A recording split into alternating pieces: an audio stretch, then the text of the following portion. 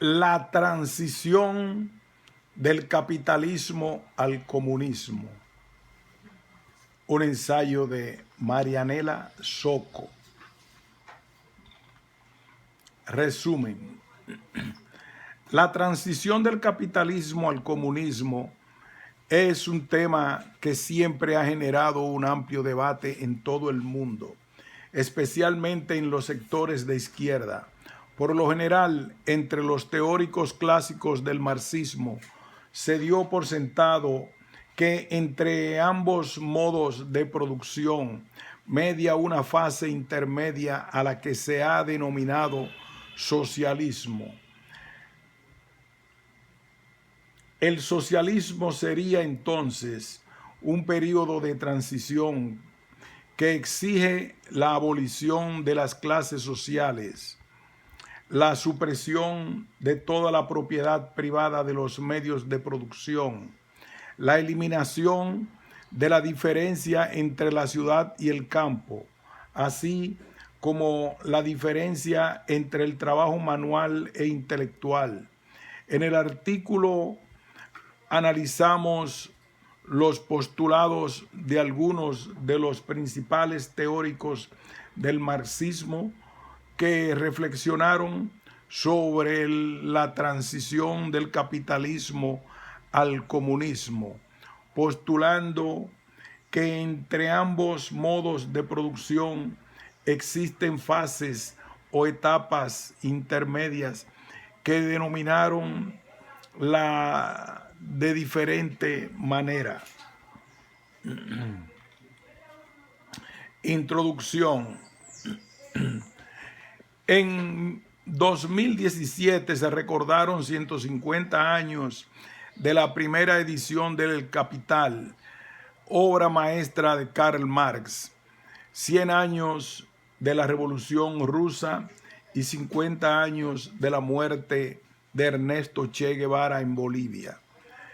Los tres acontecimientos marcaron la historia de la humanidad y fueron determinantes en la acumulación de fuerzas en la lucha contra el capitalismo por el socialismo científico.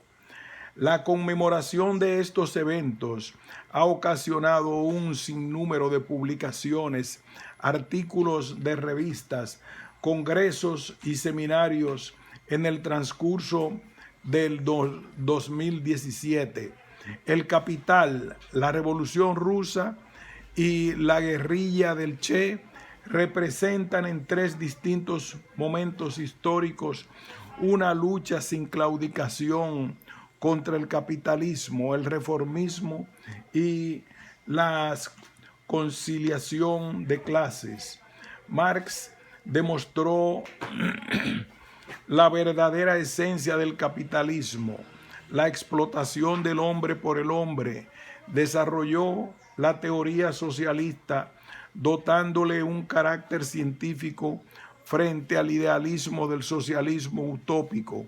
Lenin desarrolló el marxismo en la época del imperialismo, comprobó el papel del proletariado y su partido desnudando las claudicaciones del menchevismo y la Segunda Internacional.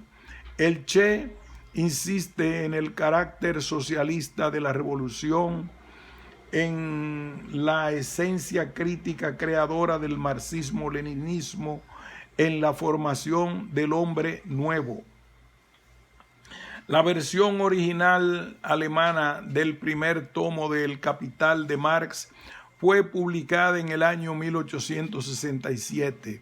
Sin embargo, no existe una versión del primer tomo, sino varias versiones.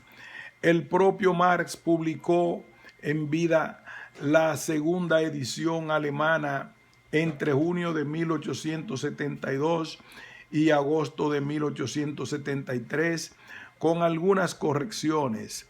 También en 1872 publicó la primera traducción rusa y entre 1972 y 1875 Marx preparó la versión francesa que debido a sus adaptaciones no es precisamente una traducción.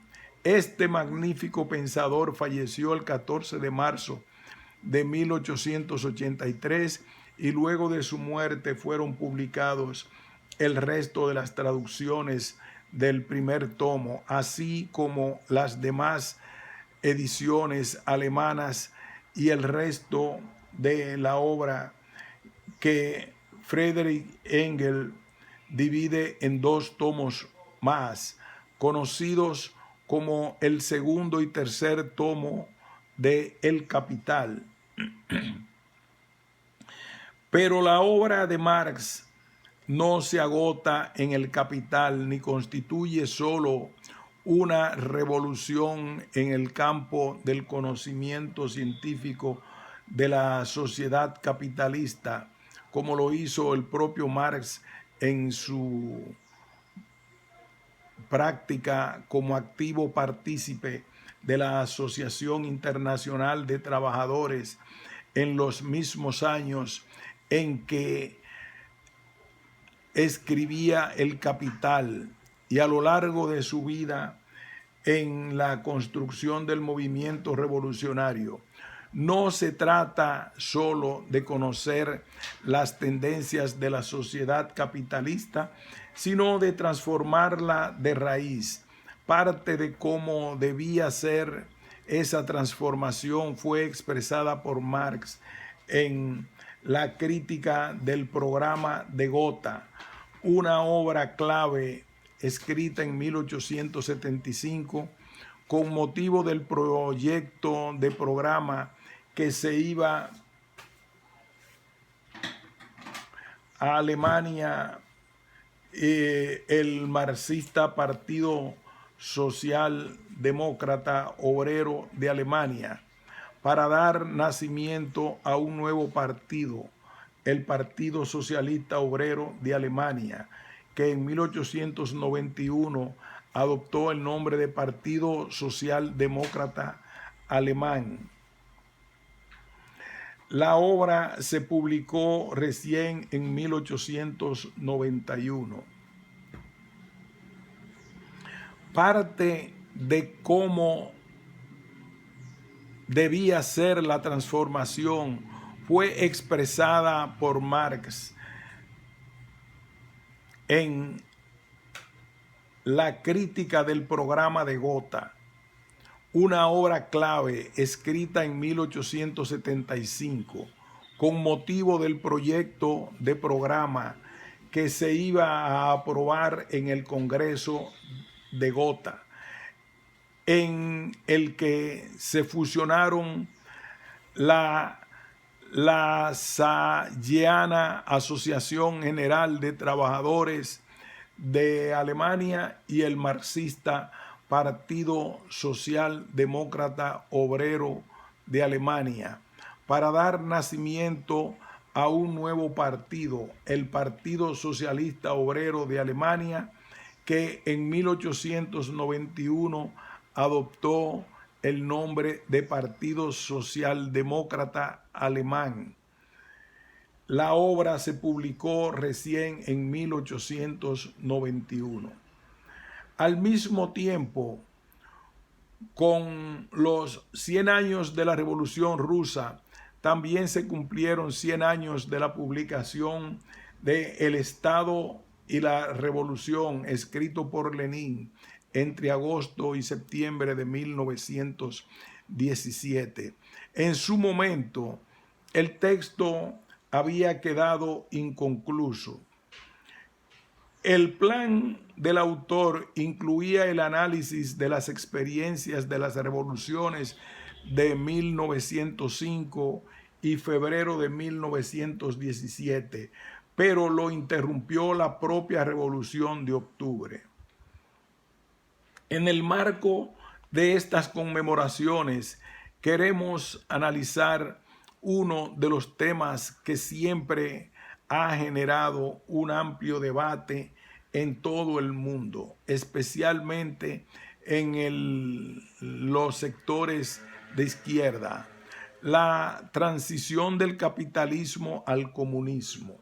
Por lo general, entre los teóricos clásicos del marxismo, se dio por sentado que entre ambos modos de producción media una fase intermedia a la que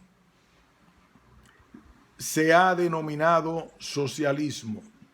El socialismo sería entonces un periodo de transición que exige la abolición de las clases sociales, la supresión de toda la propiedad privada de los medios de producción, la eliminación de la diferencia entre la ciudad y el campo, así como la diferencia entre el trabajo manual e intelectual. Sin embargo, es necesario estudiar con mayor profundidad el tema antes de sacar conclusiones apresuradas y absolutas. En este artículo analizamos los postulados de algunos de los principales teóricos del marxismo. El trabajo se limita al propio Marx, Lenin, Mao Zedong y Ernesto Che Guevara, que reflexionaron sobre la transición del capitalismo al comunismo, postulando que entre ambos modos de producción existen fases o etapas intermedias que denominaron de diferente manera. Marx y la transformación revolucionaria. En la crítica del programa de Gotha, Karl Marx sostenía que entre la sociedad capitalista y la sociedad comunista media el periodo de la transformación revolucionaria de la primera a la segunda. Y a este periodo corresponde también un periodo político de transición cuyo estado no puede ser otro que la dictadura del proletariado. Marx denomina a este periodo como una primera fase de la sociedad comunista. En ella persistirían diferentes elementos del capitalismo, esencialmente porque no se trataría de una sociedad que se conllevaría todavía el sello de la vieja sociedad de en todos sus aspectos. En esta fase del productor obtiene de la sociedad lo que le ha dado, es decir, su cuota individual de trabajo. De esta forma, la jornada social de trabajo se compone de la suma de horas de trabajo individual. La sociedad se entrega a cada trabajador un bono que expresa la cantidad de horas de trabajo que se ha rendido, y con este bono saca de los depósitos sociales de medios de consumo la parte equivalente a esa cantidad de trabajo. La misma cuota de trabajo que ha dado a la sociedad bajo una forma, la recibe de esta bajo otra distinta. En este sentido, Marx resaltaba que aquí reina el mismo principio que regula el intercambio de mercancías. En tanto, distintos productores, pero varía la forma y el contenido, porque nadie puede dar otra cosa que no sea su trabajo, y porque nada puede pasar a ser propiedad privada del individuo. Por eso, el derecho igual se sigue siendo un derecho burgués, porque sigue implícita una limitación burguesa, ya que el derecho de los productores es proporcional al trabajo que ha rendido, es decir, la igualdad se mide por el mismo rasero, por el trabajo. Sin embargo, los trabajadores son física e intelectualmente diferentes y rinden más o menos trabajo o pueden trabajar más o menos tiempo. Y el trabajo como medida se determina por la intensidad o duración. En esta forma, este derecho igual es un derecho desigual para los trabajos desiguales. Por otro lado, los trabajadores tienen diferentes necesidades. Unos están casados y otros no. Unos tienen más hijos que otros, etcétera. Por lo de ser igual, pero según Marx, esto era inevitable en la primera fase de la sociedad comunista y era una característica inherente de esta. Esto solo podrá lograrse en la fase superior de la sociedad comunista, cuando haya desaparecido la subordinación de los individuos a la división del trabajo y a la oposición entre el trabajo intelectual y el manual, cuando el trabajo no sea solamente un medio de vida, sino una necesidad, cuando crezcan las fuerzas productivas. Solo entonces podrá suprimirse el derecho burgués y postularse la demanda hecha por Marx, de cada cual según su capacidad, a cada cual según sus necesidades. Lenin y la dictadura del proletariado. Lenin tomó estas ideas marxistas para tratar de ampliarlas en su libro El Estado y la Revolución, escrito en la clandestinidad entre agosto y septiembre de 1917, antes de que se produzca la Revolución de Octubre en Rusia. El revolucionario planteaba que en la primera etapa del comunismo, la que reconocía como socialismo, los medios de producción han dejado de ser propiedad privada de los individuos y pertenecen a toda la sociedad.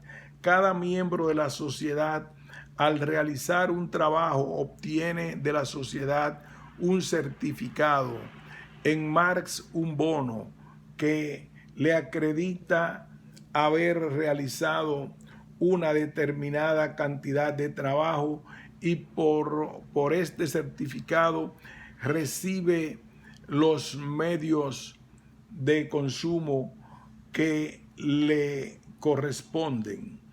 Luego, el revolucionario ruso continuaba el análisis marxista en relación al derecho igual para hombres distintos. Entonces, según Lenin, la primera fase del comunismo no podrá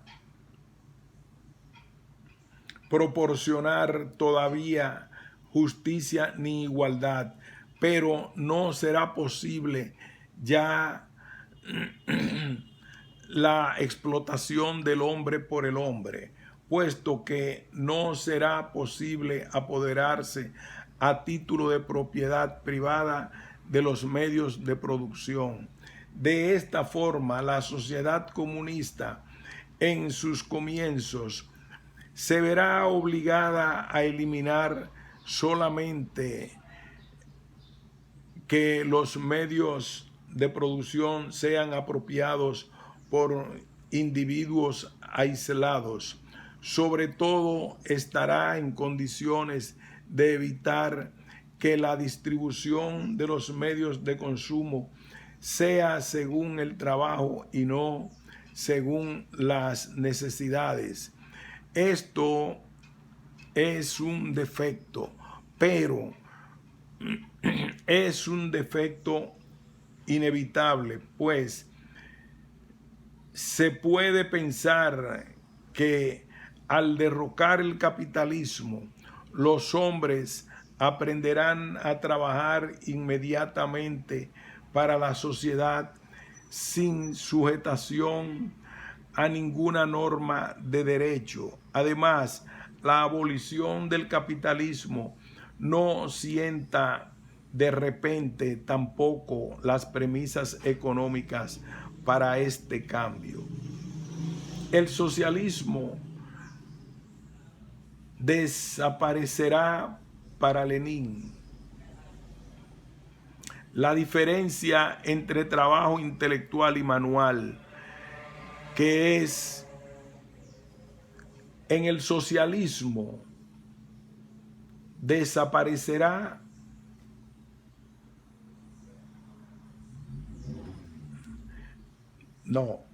en el socialismo desaparecerá para Lenin la diferencia entre trabajo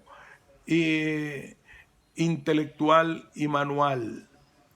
Es que es una de las fuentes más importantes de la desigualdad social. Con ello se dará base económica para la extinción completa del Estado en la sociedad comunista. Por otro lado, con la expropiación de los capitales que debe darse en esta primera fase, se dará la posibilidad de desarrollar ampliamente las fuerzas productivas. Pero según Lenin, lo que no sabemos ni podemos saber es la rapidez con que avanzará este desarrollo hasta determinar con la división del trabajo, suprimir la diferencia entre trabajo intelectual y manual y convertir el trabajo en la primera necesidad de la vida. Finalmente, el Estado se extinguirá cuando los hombres estén habituados a respetar las reglas fundamentales de la convivencia y cuando su trabajo sea tan productivo que trabajen voluntariamente según sus capacidades.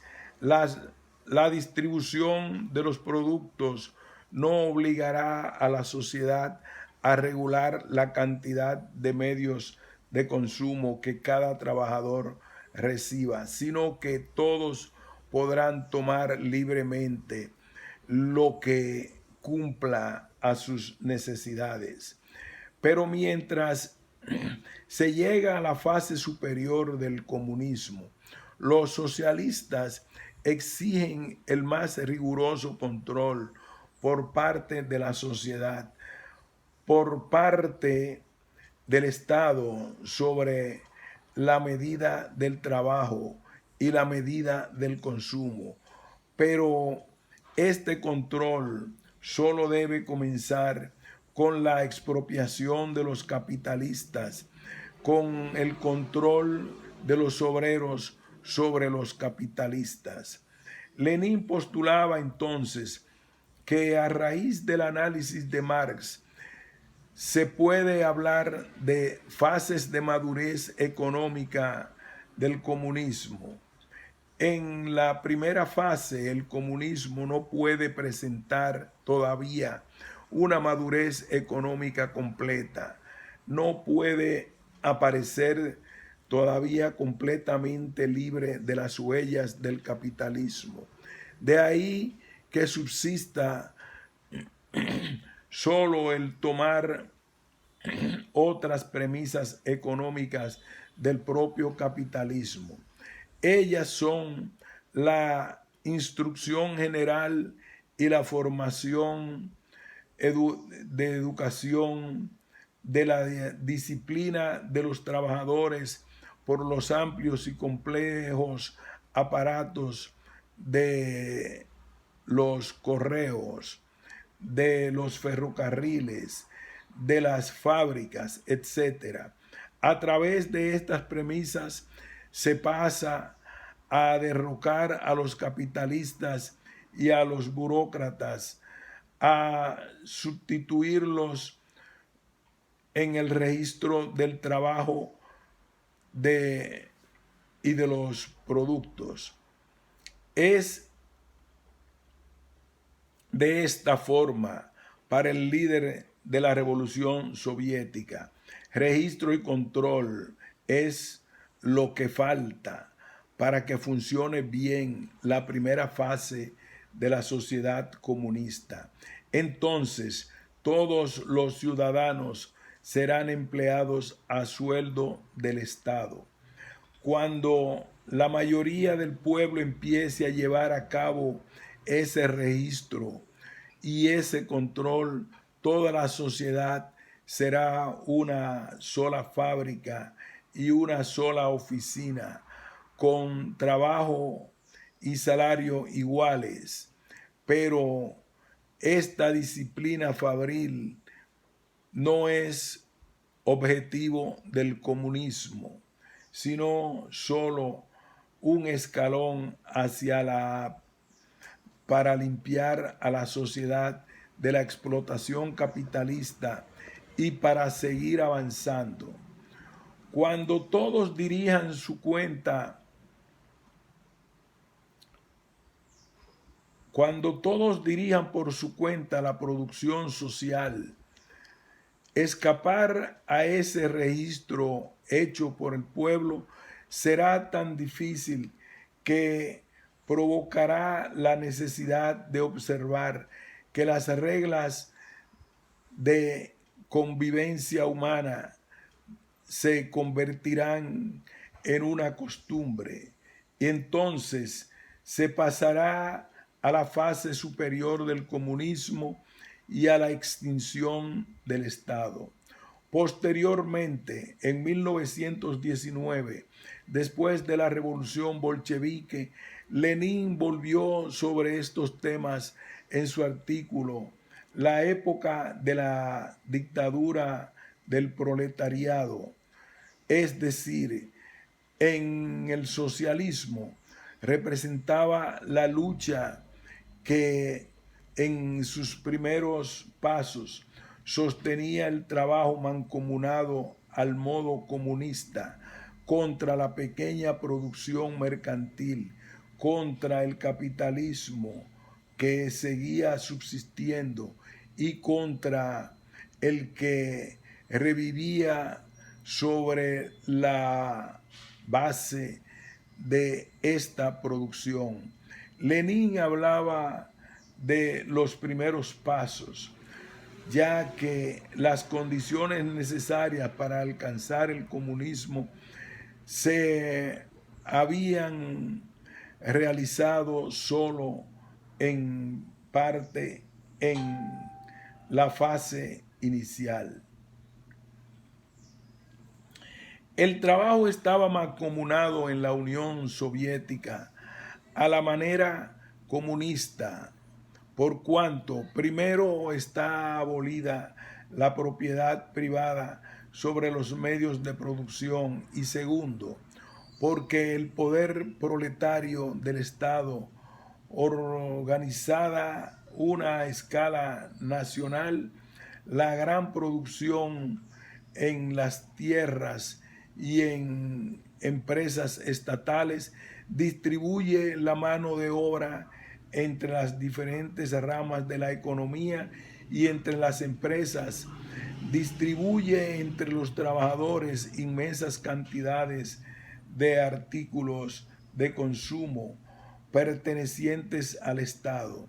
En este sentido, si bien se habían hecho grandes avances en algunos temas, fue abolida la propiedad privada de la tierra y fueron expropiados sin indemnización los grandes propietarios de la tierra y casi todos los grandes capitalistas.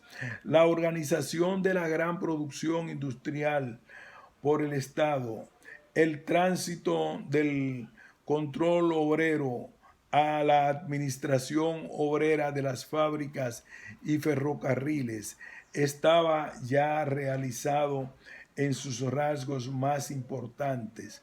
Cuando con respecto a la agricultura, los cambios recién estaban empezando a surgir.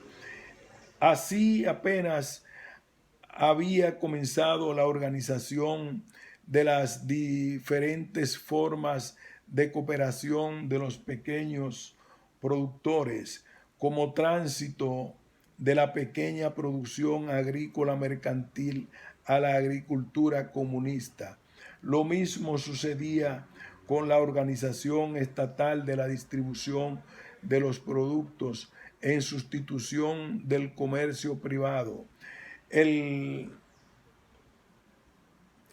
campesinado continuaba siendo una pequeña producción mercantil. Aquí podía aparecer la base para la restauración del capitalismo, según Lenin. Por otro lado, el líder bolchevique introdujo en este artículo la cuestión de la lucha de clases. Socialismo significa abolición de las clases. Para abolir las clases se debe derribar a los terratenientes y a los capitalistas. Para Lenin, esta parte de la tarea estaba cumplida en la Unión Soviética.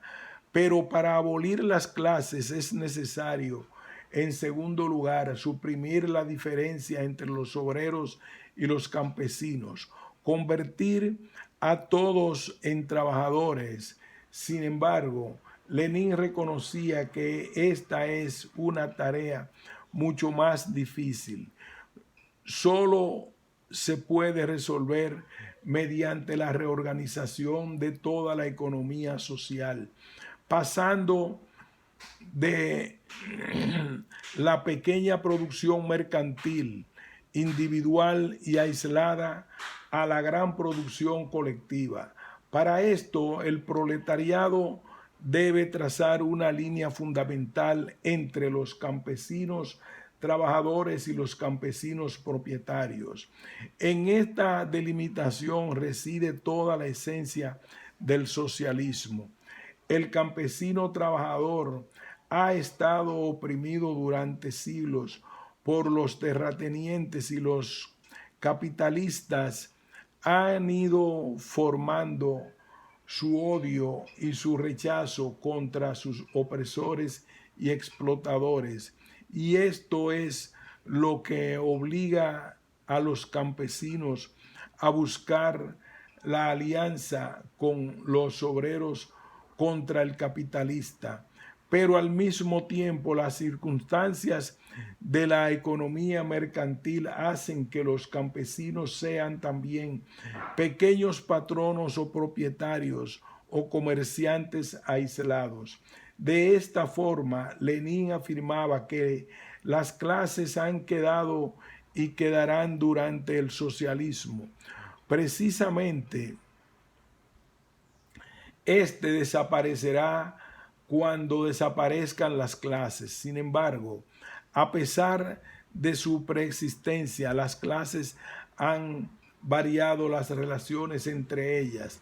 La lucha de clases no desaparece bajo la dictadura del proletariado. Lo único que hace es adoptar otras formas. Mao Zedong, la nueva democracia y el socialismo.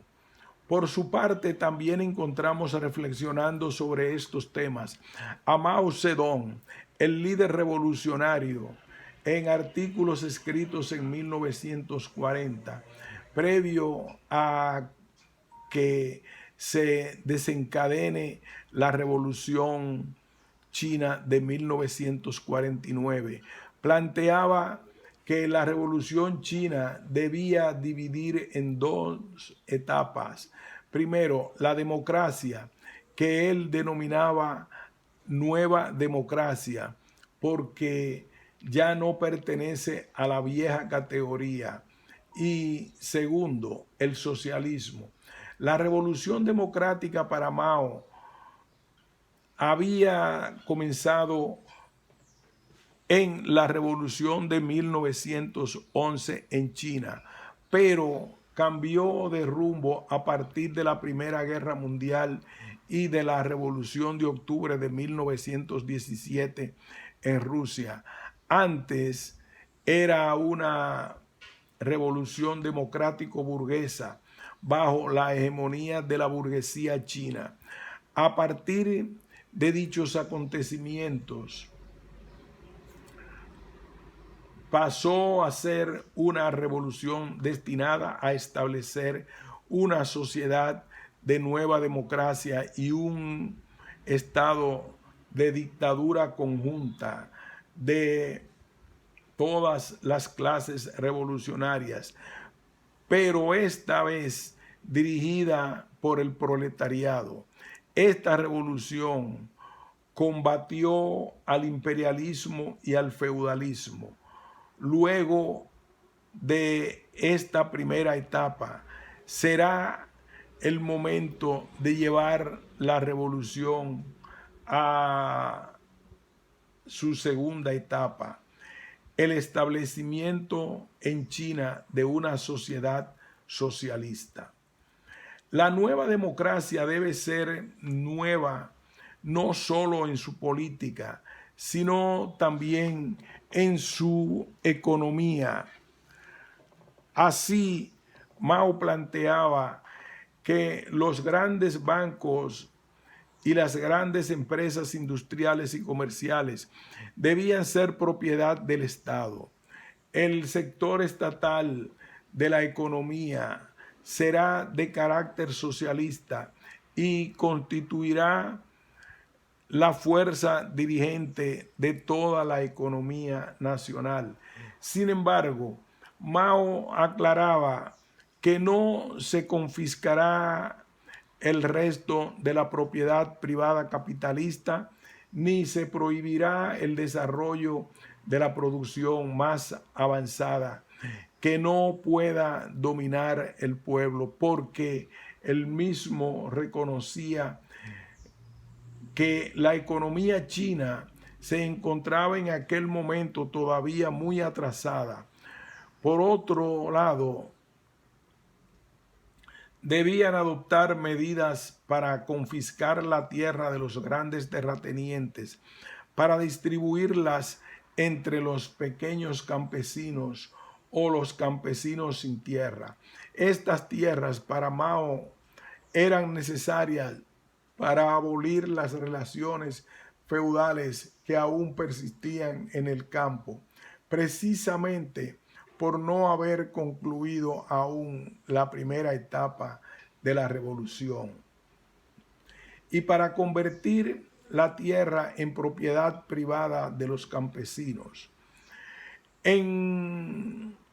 Seguidamente aclaraba, no se establecerá aún esta etapa una agricultura socialista. No obstante, contendrán elementos de socialismo las diversas formas de economía cooperativa que se desarrollen sobre la base de la tierra para que el que la trabaja, la tierra para el que la trabaja. Más adelante, Mao formulaba una crítica al Manual de Economía Política de la Unión Soviética de 1960, en donde se trataba también el problema de la transición sobre el punto de vista más económico y con la experiencia de la Revolución China en la marcha. Los revisionistas soviéticos, autores del manual, afirmaban que el periodo de transición comienza por el establecimiento del régimen proletario y termina con la conclusión de las tareas revolucionarias socialistas, es decir, por el establecimiento del socialismo, primera etapa del comunismo. Lo que hizo Mao es preguntarse si esa transición se da solamente hacia el socialismo o si era necesario teorizar también sobre la transición al comunismo, lo que parece un olvido de la teoría marxista por parte de los revisionistas soviéticos. Planteaba la necesidad de establecer una fase más que medie entre el capitalismo y el socialismo. El socialismo, por su parte, también será eliminado para pasar al comunismo. Sin embargo, el comunismo tampoco es la fase estática, sino que también presentará cambios cualitativos y será dividido en etapas.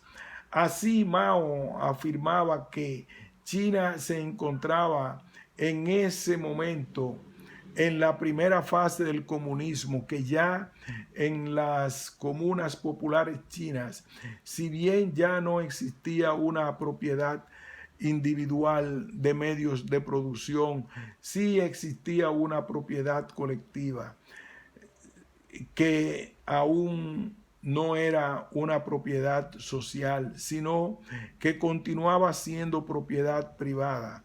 Se pasará a la siguiente fase para cuando se llegue al sistema de la propiedad de todo el pueblo. Asimismo, reflexionaba sobre la permanencia de esta primera fase, afirmando que se necesitaban muchos años, hasta 50 años, para destruir definitivamente los vestigios de la burguesía y la influencia. Y así ponía como ejemplo al campo. La concepción del mundo de los campesinos no podrá ser transformada progresivamente y después completamente hasta cuando el sistema de la propiedad colectiva de las comunas populares se haya aplicado y transformado después en un sistema de la propiedad nacional, hasta cuando ciudades nuevas y grandes industrializadas se hayan creado a lo ancho de todo el país, hasta cuando los medios de transporte de todo el país se hayan modernizado y hasta cuando la situación económica haya sido transformada completa y realmente. Mao también afirmaba haber llevado a cabo en China una política de confiscación de los bienes de los capitalistas burocráticos con el fin de realizar el sistema de propiedad colectiva. Pero a la vez se preguntaba si era necesario hacer lo mismo con los capitalistas medianos y pequeños. Por otro lado, el manual se afirmaba que, por otro lado, en el manual se afirmaba que la base económica de la vía socialista es desarrollar las grandes industrias para eliminar los vestigios del capitalismo. Por su parte, Mao sostenía que no es necesario tener previamente fuerzas productivas plenamente desarrolladas para poder transformar las relaciones de la producción caducas. Ahora bien, primero hay que derrocar la antigua superestructura por medio de la revolución, para que las antiguas relaciones de producción puedan ser abolidas. Es después de la eliminación de estas cuando se pueden crear nuevas relaciones de producción, abriendo un camino al desarrollo de las fuerzas productivas de la nueva sociedad. En cuanto a los sistemas de propiedad, los revisionistas soviéticos decían decían en cuanto a los sistemas de propiedad, los revisionistas soviéticos decían, y en esto coincidía Mao, que un país que está construyendo el socialismo no puede basarse durante un periodo relativamente largo sobre dos sistemas de propiedad diferentes, es decir, sobre la industria socialista más grande y más unificada en este sistema de la propiedad de todo el pueblo, por un lado, y sobre la base de una economía campesina de pequeña producción mercantil, dispersa y atrasada, por otro. Lo que no decían los revisionistas y que resaltaba Mao es que la contradicción entre estos dos sistemas es en realidad la contradicción entre los obreros y los campesinos. Además, a medida que se prolonga esta coexistencia, corresponde cada vez menos a las necesidades del desarrollo de las fuerzas productivas. No se puede responder a las necesidades del aumento constante del nivel de vida de los campesinos y de la producción agrícola y del incremento continuo de las materias primas necesarias para la industria. Si se requiere satisfacer estas necesidades, se está obligado a resolver la contradicción entre los dos sistemas de propiedad, a transformar el sistema de propiedad colectiva en sistema de propiedad de todo el pueblo y a elaborar el plan global para la producción y la redistribución de la sociedad en la agricultura, tomando como base única el sistema de la propiedad de todo el pueblo. Seguidamente Mao afirmaba que en una sociedad socialista, es decir, en etapa de transición al comunismo, la distribución según el trabajo, la producción mercantil, la ley del valor, esto es, los elementos del capitalismo, están conformes a las exigencias del desarrollo de las fuerzas productivas. Pero en la siguiente fase, estos principios y estas leyes no convendrán más con el desarrollo de las fuerzas productivas. Así serán rotas las fuerzas productivas y desaparecerán por sí mismas. En el socialismo, según el manual, no hay clases que entren en conflicto con los intereses comunistas. Por esto, el paso al comunismo no se realiza por medio de una revolución social. Por el contrario, para Mao, si bien el paso al comunismo no significa el derrocamiento de una clase por otra clase, no se puede decir que no sea una revolución social, ya que la sustitución de la relación de producción por otra relación de producción es salto cualitativo. Es decir, la revolución, a su vez, la conversión del principio socialista a cada uno según su trabajo, en el principio comunista a cada uno según sus necesidades, constituye una revolución en el campo de las relaciones de producción. Continuaremos.